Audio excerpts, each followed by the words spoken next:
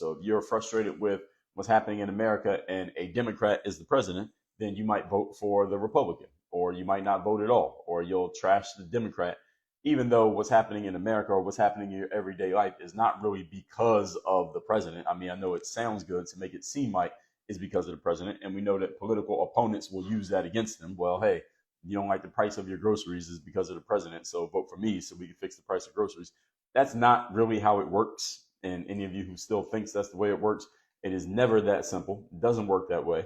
But at the same time, when you assume a leadership position, what you all should understand, either about yourself, if you ever assume a leadership position, or about others who are in that position, is that when you're the person on top and you're the figurehead, whether you're doing actual work or not, everything that happens with that organization is going to reflect back on you simply because you're the one in charge.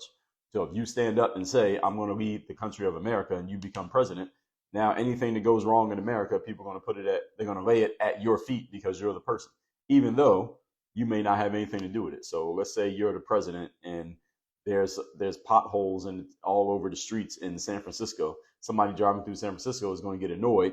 Well, why are all these potholes in the street? Wasn't this president supposed to fix infrastructure and do all this stuff? And that's not really, I mean, the president has a lot bigger fish to fry than thinking about the potholes in San Francisco. And that, you could also say that's a state level thing to be dealt with, or a city level thing to be dealt with. But because you're the president, anything that goes wrong in that space, people are going to tell you about it, and you're going to have to deal with it. This is the reason why it's such a stressful job. So again, look at the pictures of Barack Obama when he first became president, and look at his picture after he was done being president. Part of that was aging, and another part of it was stress.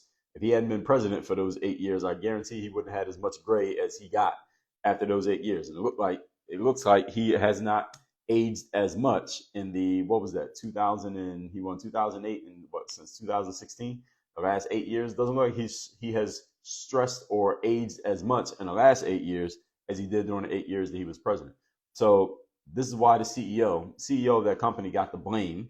Or again, we don't know exactly what happened or why it happened. They haven't found the shooter yet, but people were excited in a positive way, or at least they sounded excited in a positive way. And there was enough of it that I think people really believe this on some level, that they were happy that the CEO died, because they're mad about the healthcare thing. And they're like, well, my aunt died, or my grandma died, based on something that the healthcare system does. So it's only right that the healthcare person, they go down as well, which again, logically makes no sense, but emotionally, I understand it.